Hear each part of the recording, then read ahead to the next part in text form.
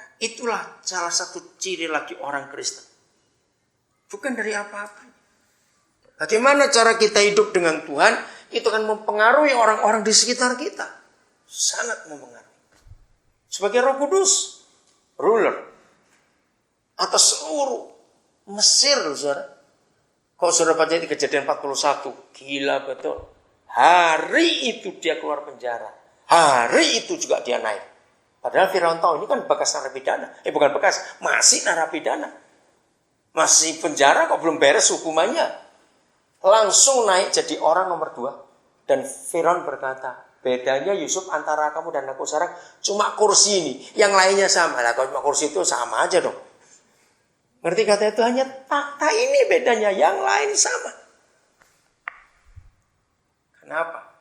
Karena kehadiran Tuhan dalam hidup Yusuf. Dan pola pikir Yusuf itu betul-betul pola pikir Kristus. Untuk apa saja dalam hidup ini. Saudara, sungguh. Kalau pola pikir kita dikuasai oleh firman. Apa saja yang kita lakukan hanya firman, hanya firman. Sudahlah. Enggak ada yang sulit dalam hidup ini. Amin. Enggak ada yang sulit. Maka itu percayalah sungguh-sungguh untuk apa yang Tuhan percayakan kepada kita. Seperti anak-anak menerima semuanya itu. Oke, saya ulangi lagi itu. Ada fakta di atas fakta. Dan itulah Alkitab. Betul? Hitam di atas putih bisa dikalahkan oleh Alkitab.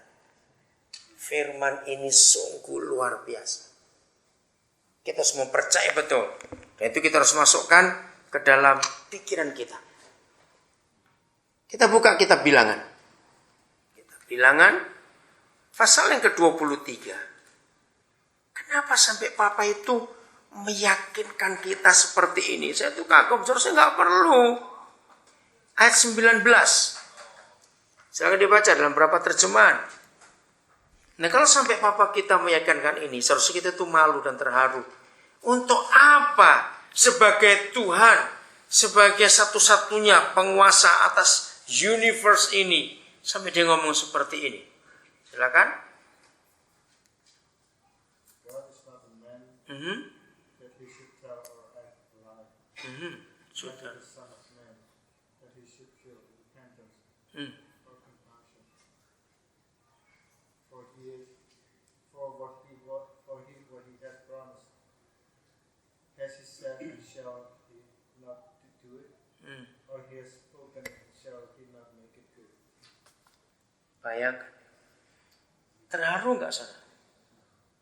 Untuk apa dia ngomong ini kepada kita manusia yang berdosa ini? Meyakinkan dirinya seperti itu. Amplified-nya, Ruth? Bacakan. Itu amplified-nya. Oke. Ayo, sekarang saudara mau mikir apa tentang dia? Kalau dia sampai berkata seperti ini. Jadi masalahnya di mana kita lagi? Pikiran kita lagi. Bisa nggak kita mempercayai dia? Trust. Bisa nggak? Lagi sekali, di dunia ini hanya anak-anak yang bisa trust itu pada papa mama. Sebetulnya banyak pernikahan pun gak bisa saling trust. Hanya anak-anak dengan papa mamanya yang bisa trust. Betul?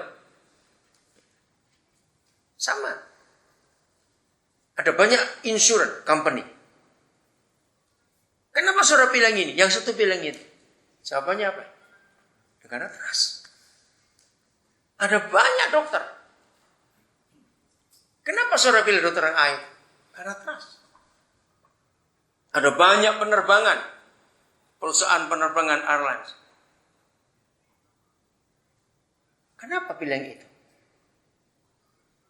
Saudara, kita bisa trust kalau kita betul-betul konsep pikiran kita ini yang diubahkan. Dalam hati jawabnya dalam hati. Bilangan 23:19 tadi. Sampai saat ini bagi masing-masing saudara itu sejauh apa saudara bisa mempercayai Papa? Dalam hati aja nggak usah jawab lewat mulut. Karena itu personal. Itu tadi. Kalau Tuhan ngomong seperti Abraham, pergi. Ini yang kita harus pikirkan dalam kehidupan Kristen kita. Maka itu kenapa banyak orang Kristen sulit mendengar suara Tuhan. Bukan karena dia tuli. Orang Kristen itu yang tuli. Bukan juga karena Tuhan bisu nggak ngomong-ngomong. Masalahnya Papa tahu isi hati kita.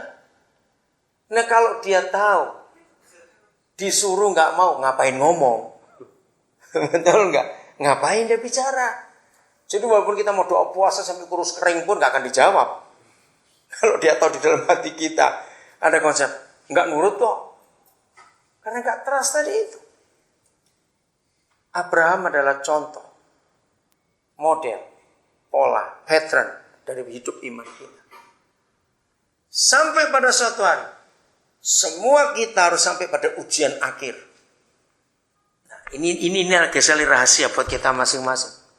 Ujian akhir kita, suatu hari nanti Papa harus minta Ishak dari kita masing-masing. Tahu kata Ishak itu beda-beda. Ishak nggak harus anak. Tapi sesuatu yang something very precious. Dan tiap orang punya beda-beda Ishaknya itu. Betul?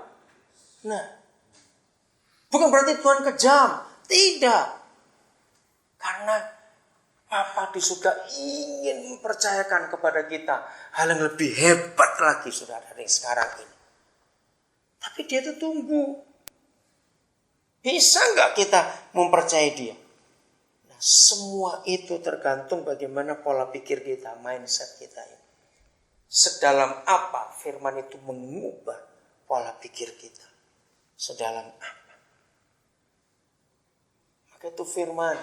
Kok kita belajar saudara? Berusaha untuk melakukan apa yang Tuhan katakan itu dengan serius. Berusaha untuk mengikuti. Walaupun itu sulit. Jadi sebetulnya ini yang menjadi penyebab kekristenan kita tidak dewasa, tidak cepat maju. Pola pikir kita ini yang belum sampai kepada cara berpikir. Roma pasal yang ke-11. Ini agak sulit ya. Pelan-pelan kita membaca dan pelan-pelan kita menelaahnya, mencernanya. Mulai ayat, bentar. 33.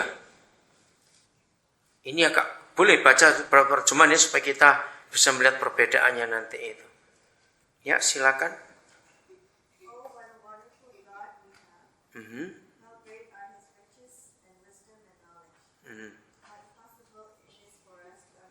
Nah itu sampai situ dulu.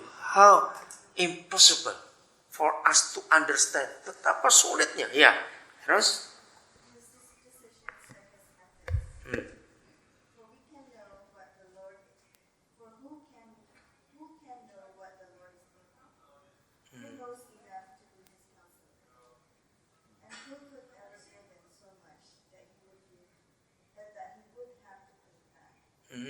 Baik. Stop ayat 36-nya nanti dulu. Coba baca terjemahan lain, ada? Terjemahan apa itu? New Living, oke. Ada yang lain coba? Kita cari perbedaannya. King James boleh? New King James aja, kalau King James agak sulit. NIV? Boleh, silakan.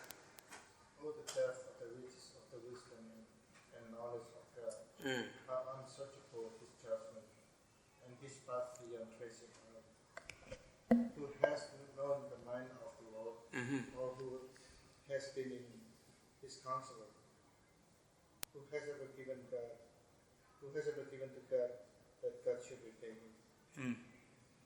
Yang lain lagi? Ada terjemahan lain bahasa Inggris? Oh, the depth of the riches, both of the wisdom and knowledge of God. How unsearchable are his judgments. Unsearchable. And his ways past finding out. Yeah. For who has known the mind of the Lord? Or who has become his counselor? Or who has first given to him, and it shall be repaid to him? Saudara percaya enggak? 3 ayat ini, 33, 34, 35 Roma 11. Renungkan tiap hari. Maka percayalah sepanjang umur hidup kita enggak akan pernah habis. Betul tidak? Sangat dalam, sangat dalam. Nah, itulah salah satu ciri lagi orang Kristen.